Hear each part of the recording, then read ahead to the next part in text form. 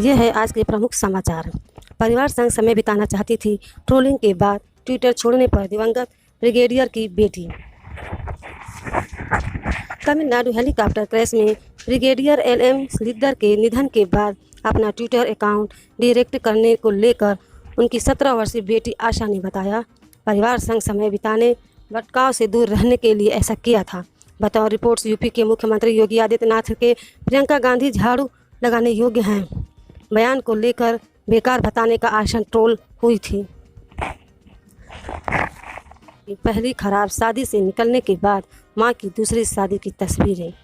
पहली खराब शादी से मां के निकलने के बाद उनकी दूसरी शादी को लेकर लिखा एक बेटी का पोस्ट वायरल हो रहा है।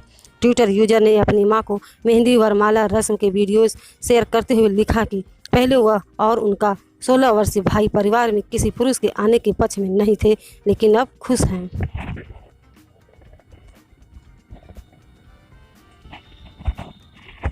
बड़े स्टार के आने पर आगे की सीट छोड़कर पीछे जाने को कहा गया था अभिषेक बच्चन।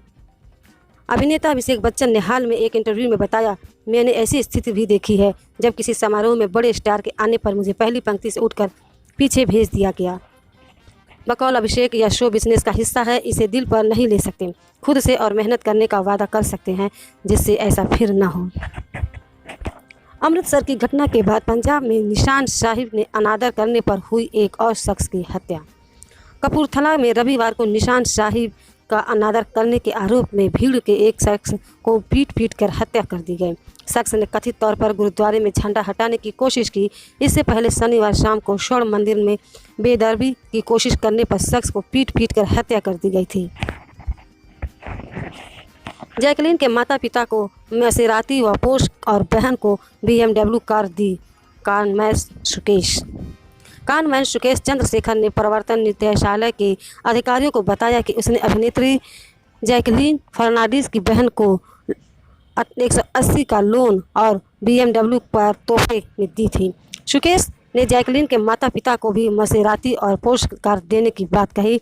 बकौल सुकेश, मैंने जैकलीन को प्राइवेट जेट इस्तेमाल करने दिया जो मैं इस्तेमाल कर रहा। अरुणाचल प्रदेश में दिखा दुर्लभ स्तनपायी टाकिन।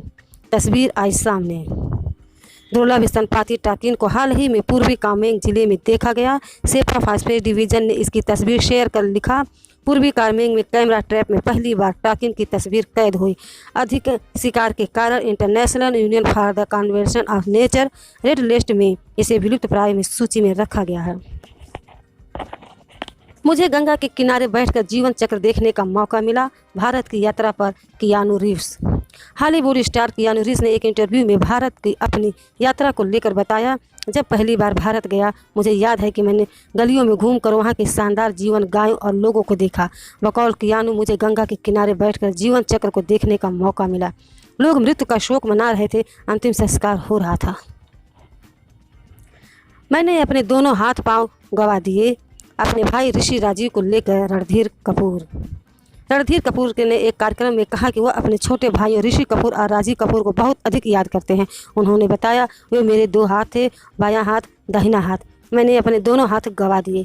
ऋषि का अप्रैल सन 2020 में निधन हो गया था, जबकि राजीव के फरवरी सन 2021 में हार्ट अटैक से मौत हो गई थी।